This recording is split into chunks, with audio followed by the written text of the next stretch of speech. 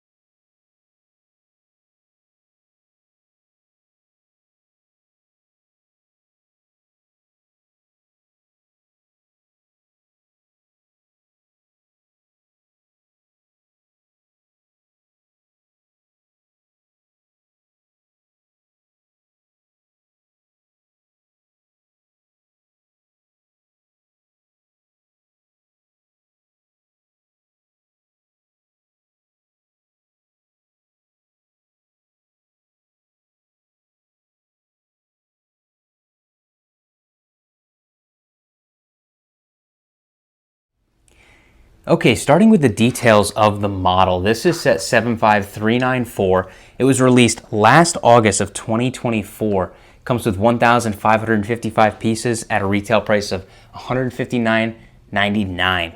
So this is the $160 set from last August, and it definitely beats the Clone Turbo Tank and the MTD by miles from this year. But before we get into the actual model, let's start with the minifigures. Starting off, we have Darth Vader. One of the best minifigures LEGO can release. Honestly, there aren't many improvements they can make to this. The arm printing, the torso printing, all great. The head print for this version is a little bit different, as this is Vader as of at least episode 4. Major call out, and this has been a thing for quite some time now, the capes are back to the harder paper. I kind of wish they would go back to those super soft cloth pieces. I really liked those. After that, we have an Imperial officer in the black uniform. Pretty basic printing, but it looks good nonetheless. Following that figure is actually one of my personal favorite Imperial officers, and that is the Imperial Navy crew member. I just love this helmet mold. I think it looks so clean.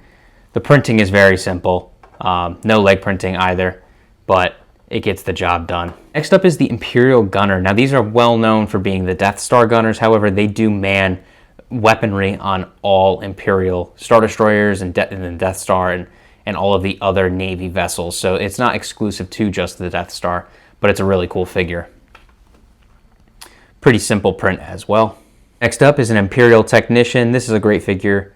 Really good printing throughout the torso and the legs. Back printing is simple. One-sided face. Again, really simple figure, but a good one. The last of the main minifigures is an Imperial Stormtrooper.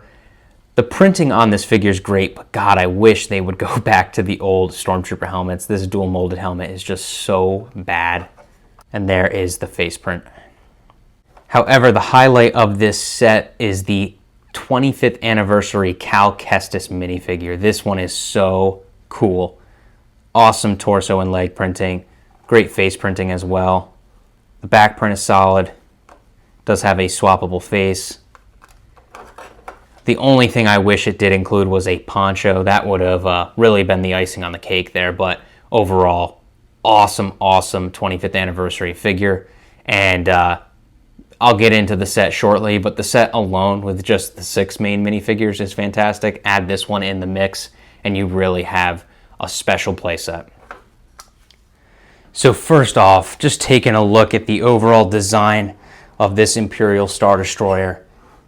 It is probably the most accurate Star Destroyer model we've ever had to date. This is just incredible. Just capturing some of the angles here from the back, the superstructure. Look at it from the front as well. Just absolutely menacing. It looks so good.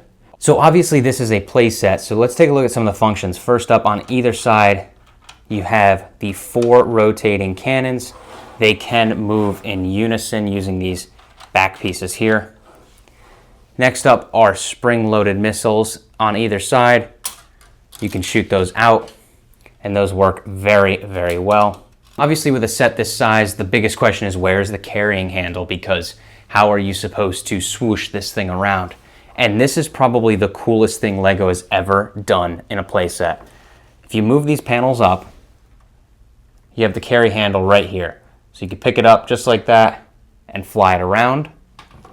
But because it is hidden, it doesn't ruin the overall aesthetic of the superstructure here by tossing in a Technic carry handle. So looking at it from above, you can see that's how it works. The carry handle just goes right there. And obviously when you're picking it up by the carry handle to fly it around, you're not really worried about how it looks because you're flying it around. But when it's on your shelf, you close that right up and it looks fantastic. So now for the interior, all you have to do is lift this piece off right here and then open up the 2 panels to reveal the inside of the Star Destroyer. Obviously, this is significantly smaller than the previous 2014 Star Destroyer. It's smaller in width and length and has a smaller interior. Now, I had the 2014 Star Destroyer, and I decided to sell my 2014 Star Destroyer to pick up a second one of this because how great this looks from the outside. Interior is great as well. You can see tossing a few minifigures in there. Interior is not hurt by the overall size of the set. Coming in a little closer though, you can see this is the main bridge area. You do have some sticker pieces down there for the technicians.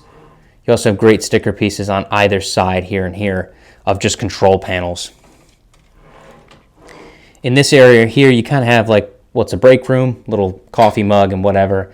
Right here you have a few crates which have thermal detonators in it. Again, more sticker detailing on the back here. Deeper into the set here, you can see these control panels have the Star Destroyer right there. And then on the opposite side, you have TIE fighters. Over here you have what looks to be the medical bay. And then this really cool, what's supposed to be a hologram table of a battle commencing. You can see that this is supposed to be the Star Destroyer, and then this is presumably a Rebel vessel.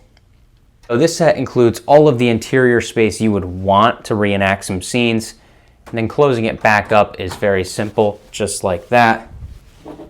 And then you take this piece, slide it right back on, and there you go. You're ready to join the Empire. So what are my final thoughts on this Imperial Star Destroyer? I genuinely believe that this may be one of the best playsets of the last 10 years. I think this thing is so unbelievably cool. 2 things. 1, from a display ability and the collector standpoint, this is gorgeous. The only Star Destroyer that's better than this one is the UCS version. Other than that, there isn't a nicer or more accurate, not only Star Destroyer, but just overall, cruiser, the Venator, the Light Cruiser, the Republic Cruiser, all of those, nothing compares to this one from an accuracy standpoint. And then 2, the play features, it has all of the same play features you've come to expect and love of playsets. It's got the cannons, it's got the spring-loaded missiles, it has all of the interior space, and a great collection of minifigures. Speaking about the minifigures, not only do you have 6 Imperial minifigures, but the Cal Kestis, wow, amazing. Now, I also just want to put it into perspective, this set. When this originally got announced, $160, everybody was like, it's too small. Yeah, it did get downsized a little bit, but it's far more accurate. But forget the downsize for a second. Get 7 figures, 1,555 pieces for $160. Think about what you're getting this year for $160. One set with 900 pieces and another set with 800 pieces. Those sets include 2 and 5 minifigures plus battle droids. So when you really start to compare the direction LEGO is going, it makes this set all the better. I'm so glad this came out last year rather than this year. This would have been $200 had it come out this year. So amazing. Do I recommend you buy this? 100%.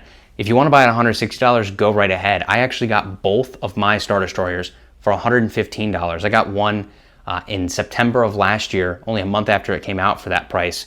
And then I got it this year during May the 4th for $115. So wait for Black Friday. You're going to be able to get this thing cheaper, and then it makes it really worth it. So like I said, one of the best play sets of the last decade. I think I'm going to be doing a tier list ranking, some sort of review of Lego Star Wars over the last 10 years.